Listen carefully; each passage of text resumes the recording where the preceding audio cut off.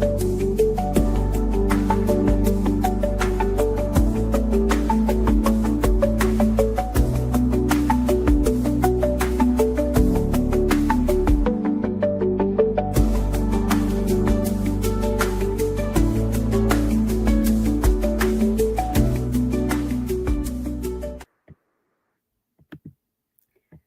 evening, and how is everybody doing? Just give me a second to organise all my bloody Facebook nonsense.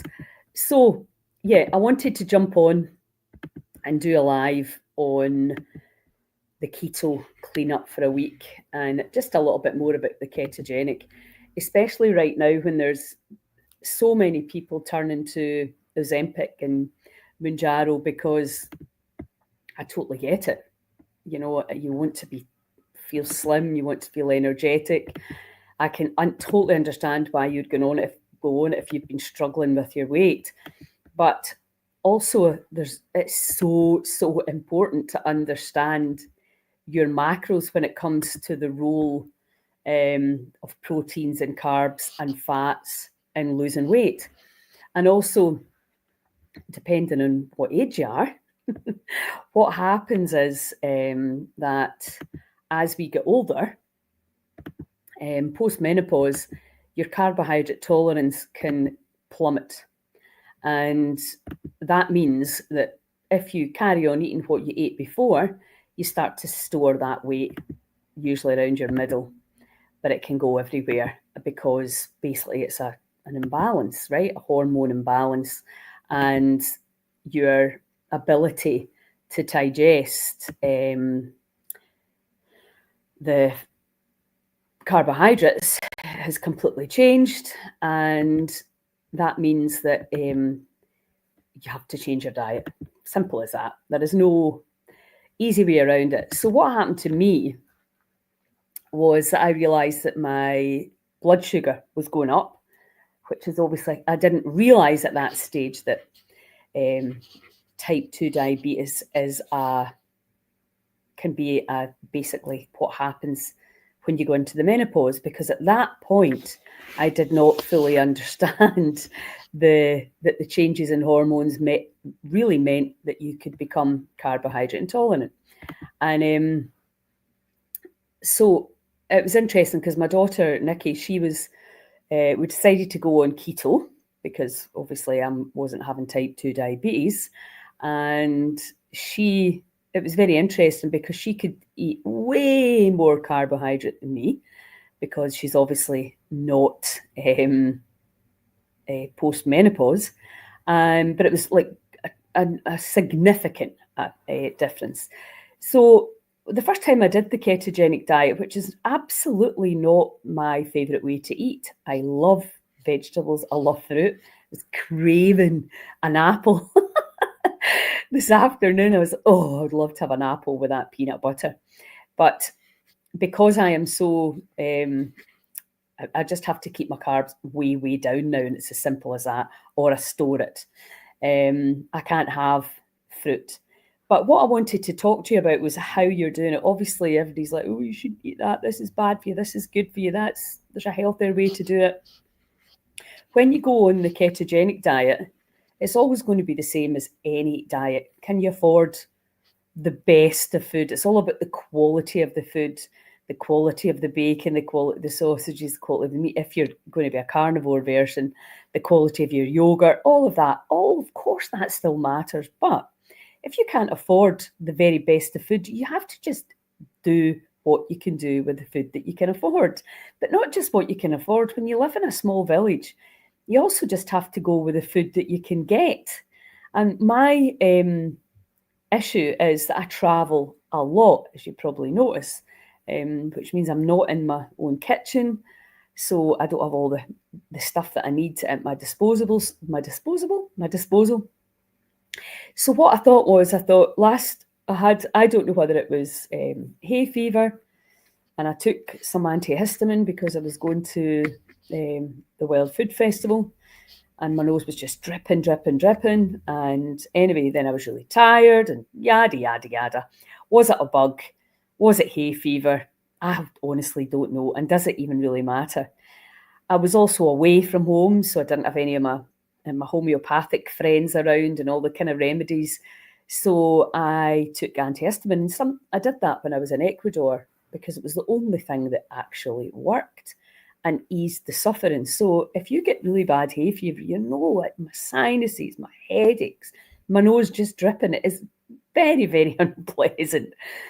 So as I started to get my energy back this week, well, the weekend, I thought, I need to just do a wee week's reset before I go to Malta. And I thought, what will I do? Well, fast. Normally I would fast, or I would maybe do a juice detox. But I thought, no, let me just do a week on keto, a wee keto cleanup. And I wanted to come on just to explain why I was doing that, right? Because fasting, when you're not 100% and you're kind of running here, there, and everywhere, you don't really know if you go into a 3, 4, 5 day fast, you don't know how you're going to be feeling, and also you may not have the energy or the wherewithal to do all the things that you need to do when you're busy. So I thought, let me just do keto because it's really easy to do in the run. I can prepare food, I can have some boiled eggs, bits of cheese. Let's talk about the dairy as well. And so I can easily just eat for 1 week. I'd gained some body fat around the middle, which is always a sign. It's not a big deal. I don't actually even care about getting into bikini anymore, but it's always a sign. Let's just, rein back in the good habits and start putting a few boundaries in around nutrition again, because I'm human just like everybody. You start to stray away from the great stuff. And I mean, my diet is very clean and very healthy. But if you want to drop a few pounds, there is absolutely nothing to touch the ketogenic because you can get a fasting state while eating. And that's the main thing to really know here. So I want to go into ketosis, which is basically burning fat rather than burning glucose. And as long as I keep my protein and my fat ratios, and I've done this a few times, so I know how to do it right. But initially, the first time I did it, I didn't know how to do it. And first of all, I thought, my God, it's going to be so expensive buying all this. Like I was eating meat and like coconut oil and nuts and seeds. But the reality is when you go on the ketogenic, you eat about a quarter of what you would normally eat. For me anyway, because I'm a hungry Horus. I expend a lot of energy and I like to eat, and I don't, in general, really enjoy being hungry. And that's what the ketogenic diet does for you. It switches off your satiety. So you're just not hungry. You just don't think about food.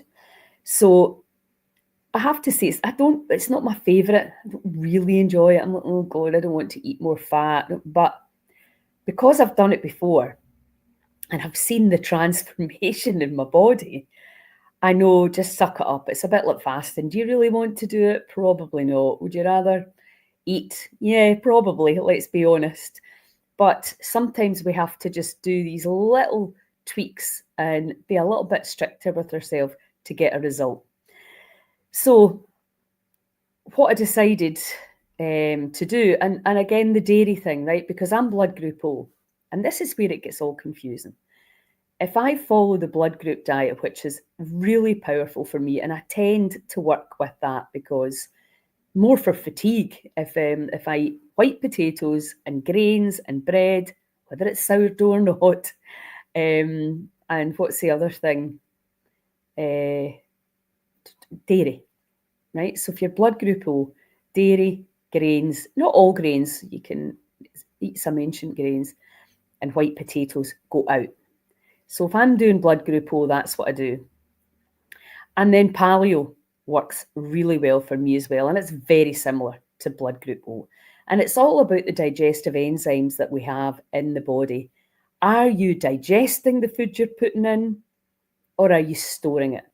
So I know that white potatoes have crept back into my diet because I'm staying at my aunt's. She loves potatoes. So do I. I love white potatoes. So I've just started having one or two again. And that's really the main change. And I can feel it around my belly. So normally I wouldn't be eating dairy, very, very occasionally a bit of cheese, but it's not something that really matters that much to me. But however, on keto, this week I'm having dairy because I love yogurt, love cheese, and it's a much, much easier way to keep my fats up. Now, so there are so many different ways that you can drop a bit of weight, drop a bit of toxicity. Because what happens is, because everybody's wanting to point out to me that they know a better way to do it. There are so many different ways to do this. I decided to do this. The preservatives and sausages, I know that. Even when you buy the good quality ones from the butchers, of course. Am I concerned about a few preservatives? No, not in the slightest. Because I'm in autophagy already. And I'll show you tomorrow the machine that I use. And it tells you whether you're in ketosis, which simply means, are you burning fat or are you burning glucose? And when you burn fat, you burn your fat stores. And you get so much conflicting information. So what my body will do, go into a state of self-healing, autophagy. And the fat stores that the body's been storing so nicely for me will start to get used up as energy. So, and tomorrow morning at 8 o'clock, I'm going to do Tabata, because when my friend Donal O'Neill, who has made 4 documentaries on serial killers, cereal as in breakfast cereal, Don't Fear Fat, Run on Fat, and Extra Time, he did the ketogenic and Tabata, and the difference in his body was dramatic. And I've done it and I've seen it. And what happens is the muscle comes up even without the exercise. The muscle comes up and the fat comes down because you're using the fat stores as energy rather than the glucose. So it's really simple concept. Take the carbs out. Now, if you're watching this and you're interested in the ketogenic, according to Professor Tim Noakes, who's actually tore up the food pyramid in Donald's documentary, there's a bite point, right? So say, for example, you're having some of your food carbs, some of your food proteins, and some of your food fats. And we need carbs, right? So let's not get into this. Oh, but you need carbs, you need this. I'm just telling you what I'm doing through my own personal experience and my understanding. We're talking about processed and man-made carbs here, not nature's beautiful carbs. And we're also living in a place where we're experiencing disease that is not natural or normal on this planet. So sometimes you have to just adjust things in a completely different way for the hormonal balance. So you've got your 3 macronutrients, right? And say before I was 50, I could eat, say, 50% carbohydrate. I wouldn't really have cared about my fat and my protein. But I probably wasn't eating very much fat. But I would be eating protein, and I'd be eating a lot of veg and salad, etc., right? And then, so my bite point there's 50%. The menopause comes in, and I don't know how quickly it happens, but say, for example, it dropped. My carbohydrate tolerance went from 50% to 22%. Because my carbohydrate tolerance is very low now. It's probably a wee bit better, and you can improve it. But in order to not store, to not give the body a storage situation, if my bite point is 22% carbohydrate and I eat 23%, I'm not going to get a result, right? And this is where the measurements come in. So what I did the first time was I just dropped all the carbohydrate, very similar to what back in the day Atkins did, and just had high protein. The only difference now is that we're understanding the huge benefit of the fat and the protein. So sometimes you need to, because some bodies will turn protein to glucose. So this is where it starts to get a wee bit complicated. And this is where it's helpful to have the Keto Mojo, I think it's called, which I don't have with me right now, but I'll show you it tomorrow. So you have you can look at your blood sugar, and you can look at whether you're burning fat or whether you're burning glucose, because it's far more efficient and effective to burn fat. Now, Dominic D'Agostino, who started breaking the world records with weightlifting, they started understanding the performance on the ketogenic, and it's just basically when you're in a state of burning fat rather than sugar. When you're in that fat burning state, you hardly need to exercise and your performance goes up, your mind clears. I mean, they're talking about dementia and Alzheimer's being type 3 diabetes. This is all carbohydrate driven. And so some people now can only eat meat. Now, I would hate that. I can still have lots of nice veggies.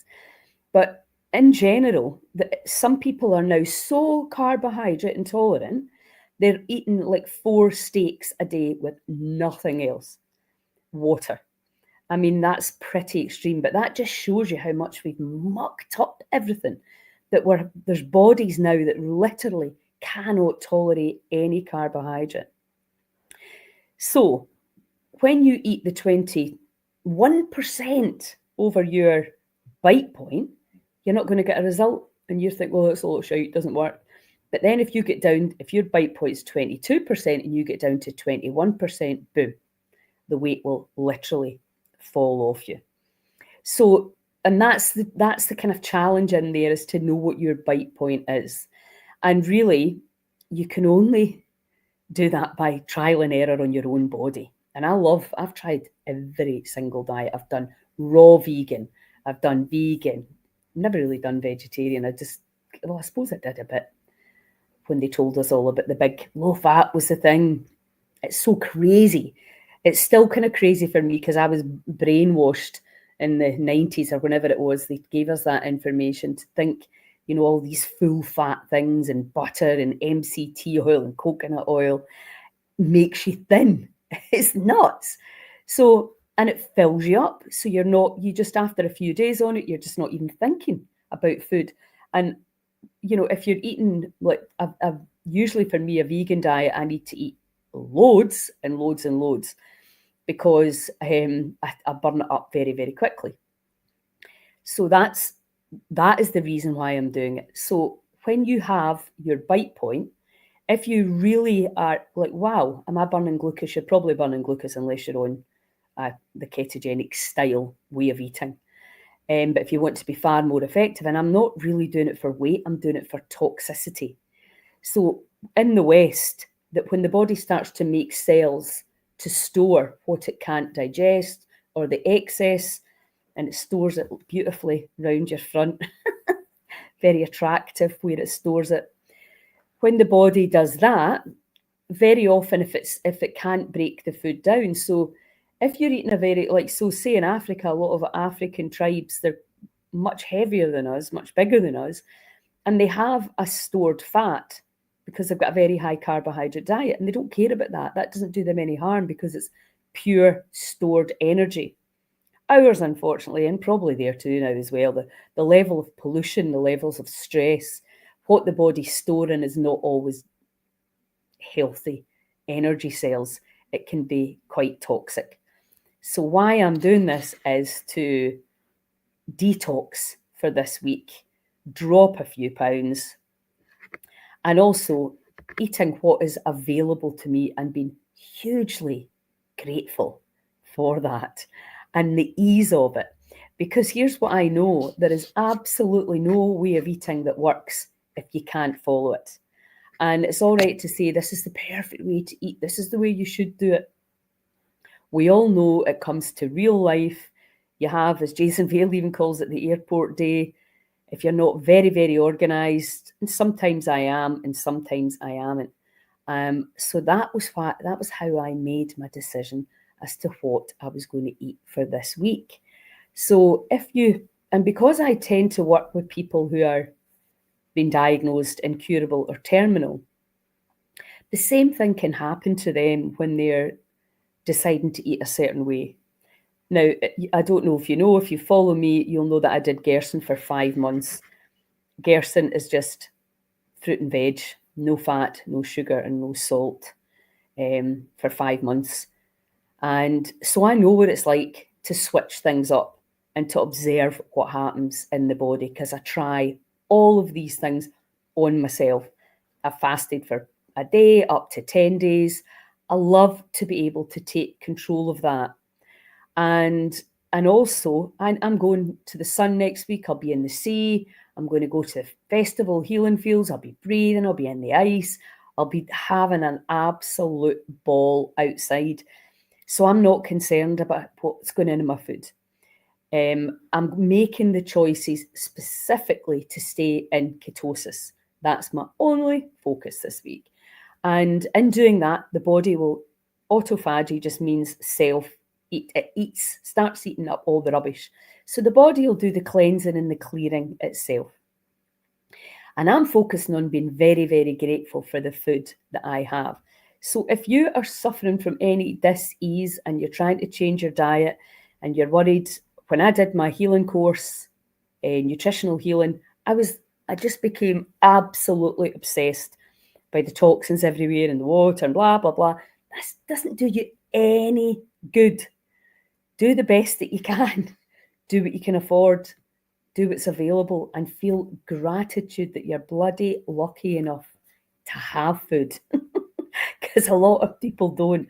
And that, for me, it's a bit of a joke at my age, thinking, well, I want to drop a few pounds. I want my energy up. That's more for me. I like to feel alert and alive. I like to jump out of bed. And this last couple of weeks, since whatever that was, whether it is the hay fever, can make you very tired. I'm doing emotional releasing around trying to figure it out. It's so annoying when you've been on top game and then suddenly you're starting to feel tired again. It's like, right, okay, let's just adjust a few things. That's how it goes. Unfortunately, we'll be playing this game until we leave this dusty old earth. We're constantly trying to learn. But with food, we've made it so complicated now. And really, in the ideal world, what we're looking at, if anybody's got any questions around this, please just ping it into the box for me. What we're really looking at now is that 80-20. Now, sometimes if you're very unwell, you really have to put the 100% into the diet. But if that is stressing you out and making you more miserable, because what do we know about stress? It changes our hormones. The nervous system puts us into fight or flight, the adrenaline starts running, the cortisol, and then we actually hold on to everything. So when we can actually go, well, this is the best choice I can make for my cells today, and I'm going to really, really enjoy this food. And maybe it's not, foraged and grown by yourself. Most of the time, unless I'm living at Barmolloch, I don't have that luxury either. I'll go up and steal some stuff out of their garden over the next few months because it's just lush in there now, and I get a total buzz from that. And if you've got a community garden, but even then, you're still looking at, there's going to be days where you just have to suck up unless you're very, very, very, very, very organized. And some people are, and fair play to you. But also sometimes it's just nice to go out and have an Indian. I love that too. So think about your macros. Think about if you feel right, okay, the lymph, the liver, because this is obviously what we're looking at as well, is how is the lymphatic system in terms of health? How is the liver in terms of filtering? Because I've been doing coffee enemas as well and also packing my liver. Because what happens is obviously as you make that change, and it's interesting as well to have these really strict guidelines around it again, because that's when you realise, you have slipped into wee habits again. And I think we all do that, if we're honest. Maybe some people don't, but I think most of us do. So it's quite good to put the boundaries up again and go, no, this is not until next week, till I get on that plane. That's the way it's going to be. And I'll probably eat a lot of fish when I'm there and salads and, but I probably will drink a few beers as well and enjoy every bloody second of it. So I always tell people there's two diets, right? There's the healing diet, where you have to pay close attention to everything. And then there's the maintenance diet, which is the 80-20. And the ketogenic and the only diet I've not tried my own body is the carnivore.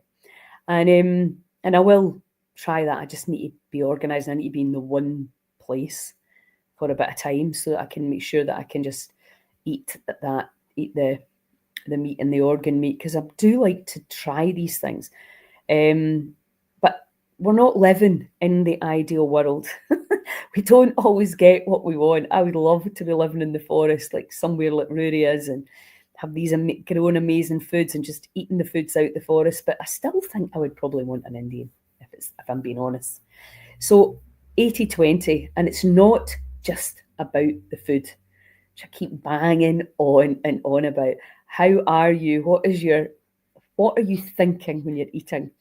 Are you grateful for the food? Are you in a really neutral, relaxed state when you are putting food into your mouth? Are you chewing it properly?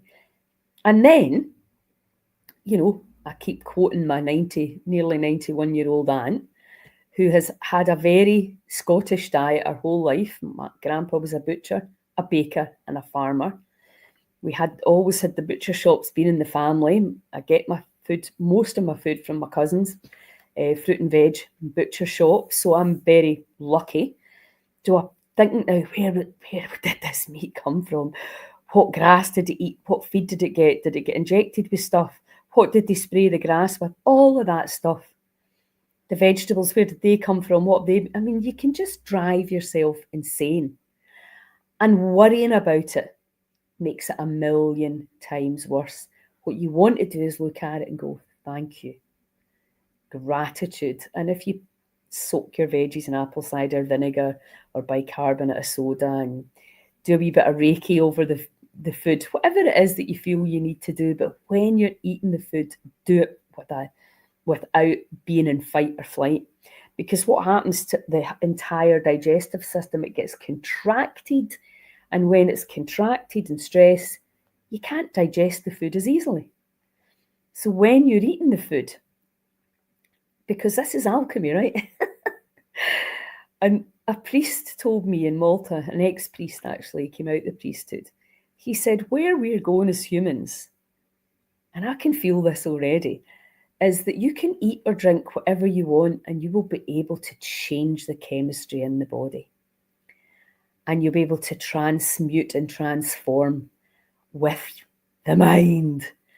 But the big problem, now I'm not saying don't pay attention to your nutrition, obviously, that is absolutely not what I'm saying.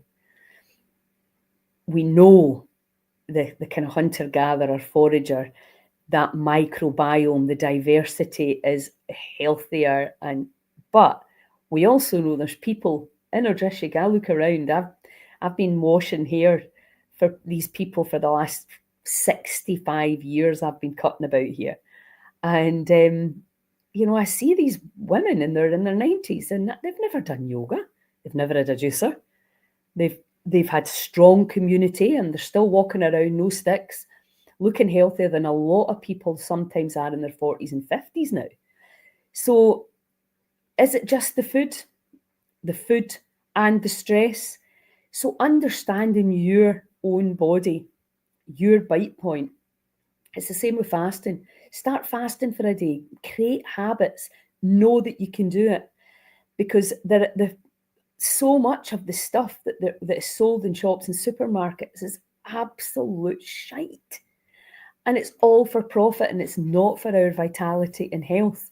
So that's where Steve and Jane with the Good Food Project, ordering some stuff from there so that you know that it's good quality and it's not owned by the mob, as Steve says. We are making our way towards a much healthier and lighter and brighter diet. I have no doubt. We all know when I make the salads up at the farm and it's all the different leaves and the herbs, it's, and the little flowers, people just light up. The body's just like, get that in my belly. And it doesn't have to be a ton of everything. It can just be a leaf from every different one, and that's enough to give you the diversity. So I'm not saying everybody should go in the ketogenic diet. Not at all. People are healing on it. And it can be a really easy way, if you're not good at fasting, if fasting terrifies you. And John, Angus and myself and Hilary are looking to do a 3-day fasting and then a 5-day ketogenic retreat where we teach you all this stuff, and so you can really find your bite point. And you'll maybe have to measure things and, tweak it a little bit just to see where you're at. And then they say, so say I'm 20%, for argument's sake, carbs to stay running on fat, because that's what we're talking about. When I'm using energy now, the body's using my fat stores. And I keep it down at that, and then slowly start to add in a few carbs and re-teach the body. And as my hormones balance out again and get used to being an old crone, then you get used to the new way. Hi, Pasqua, how you doing? So I hope I've made that clear. If anybody's got any questions before I finish up, I'll just recap. You're looking at your macronutrients. You want to be burning fat rather than glucose. Okay, that's the reason why you would do it. People are reporting all sorts of things for cancers as well, particularly brain tumours, a really, really powerful way. The one thing I didn't talk about was keto flu. Now, depending on the level of toxicity, when you go into ketosis at first, you can have classic detox symptoms. They call it keto flu. So you can feel worse before you feel better. So that's why I don't care, right? I've been doing this for years, so that's just not a problem for me. I can switch it up, I can fast. The only thing I would say to be careful about is the coffee, because the coming off coffee can give you a headache. I've not come off coffee this time. I'm doing bulletproof coffee, which is another great way to switch off the hunger switch. So why would you do it? You want to detox, you want to lose a bit of weight, you want to get a bit more clarity, whatever it is. And then you find what your bite point is. So your carbohydrates, your proteins, and your fats. Now, what can happen, and this isn't really, I would say most people can take the carbohydrates down and they're going to get a result. And that's not to say you've not to eat any carbohydrates. Let me give you a great example with Dominic D'Agostino, who I highly recommend you follow. He's an amazing guy. He could put a lot of butter on his white potatoes and he could eat that and stay in ketosis, right? Because he's young. He's like, I don't know what age he is now, but say 30. Strong, does a ton of exercise. So he could stay in ketosis with white potatoes and butter. Me, no chance. Boom, my blood sugar would go up and it would knock me right out of ketosis. So it's the combination of foods. And this is where it gets tricky. And I think there was all sorts of weight loss. It might have been called Slimming World or something like that, where you did carbs one day and then protein the next. Because if you're on keto and you're eating a lot of high fat and high protein and nuts and seeds, and then you put carbs in it as well, you'll gain weight. So it's a very, very finite balance. And what they know from kids, because kids that were having fits, they're putting them in the ketogenic diet. And it's such a finite balance of percentages that if the kid cheated, they would immediately have a fit. So you can't cheat on it. And that's really, well, you can cheat, but you're absolutely not going to get the result. So my daughter, for example, because this is a big one that always makes me laugh. Oh, I can't have I need to have milk in my tea. So she can have a little bit of oat milk in her tea and it doesn't knock her out of ketosis. It would knock me out for sure. So if you're younger, way pre-menopause, it'll be easy for you. It's so powerful to know I can fast, I can go on keto, I could do, and there's loads of different ways to fast as well. And you do what you feel you can do without causing your body too much stress in this week. And that is why I chose to do my keto clean up week, because it's easy for me to do when I'm moving around.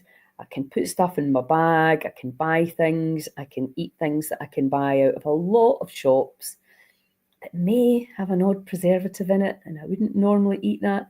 But for this week, I ain't going to stress because the only goal I'm focusing on is keeping burning the fat. And the body's going to burn, burn, burn, and self-heal. As I'm sitting here speaking to you, that's what it is doing. I'm in ketosis. I can actually even feel it in my eyesight. It's quite incredible. You should give it a try at some point. Okay, well, if nobody has any questions, then I'm going to wrap that up because I can't answer all the questions that I'm getting right now. So there's plenty. Google and find out. Subscribe to our calendar and you'll see when we're going to be running this retreat if you feel you need a lot of support. Also, when we start our membership, which is going to be quite soon, I think, this kind of content will be in there. You'll be able to go in and look for ketogenic and you'll be able to get all the information so that you can do it yourself. Because ultimately, we can't heal you, but we can definitely teach you how to heal yourself and having a deep understanding of how the body works. And that is an absolute no-brainer to understand. What fuel are you burning today? Are you burning sugar or are you burning fat? And when you start to burn the fat, the weight will literally just drop off you. And again, another thing that's really important to know is that crash diets do work. And Michael Mosley demonstrated this categorically. If you lose weight quicker, you're far more motivated. So, and we're all going to fluctuate, right? So there are going to be times where you go, oh, right, okay, a few pounds have crept on, much better to get that off before it turns into something that really slows you down. I can notice it when I'm doing yoga. I'm like, oh, what's that? There again. Hi, Gaynor. Sorry, I don't know what Oh, come on the retreat. Yeah, good. Oh, I meant to talk to you, Gaynor, about the breathwork as well. Did I send you a message? If not, the breathwork training, let me know. So I think that's everything. No more questions. If you're watching, I just can't answer all the questions. Please, if you can Google it, don't message me. I'm going away. I'm at the Polar Bear Club tomorrow night. I'm in Curves and Paisley on Friday night. I'm in Aberfeldy. Could you please tell me which app you're referring to? And then, that's some of my phone working. And then I'm in Nairn. So, and then I'm away to Malta on Monday. So, yeah, please Google. And there's plenty of brilliant people out there that can help you. Go on our membership page and see all the therapists if you need some guidance and advice. I'm going to be starting working one-to-one again with people. I'm going to hopefully be in Clydebank one day a month, and I'm going to be in Edinburgh. So, yeah, I'm going to have all my biofeedback, the Genius Insight, and really be able to give you some really cool, cutting-edge, clear advice as to what needs to happen for you to feel amazing. Thanks, Susan. You only caught the last 10 minutes, yeah. Yes, you'll get this on Facebook. I've started deleting the old videos now, so but you'll get it on YouTube as well. It goes out on all the socials. So anyway, I hope you all sleep well and I hope you've learned something. I hope you're inspired and I will chat to you all soon. Ciao.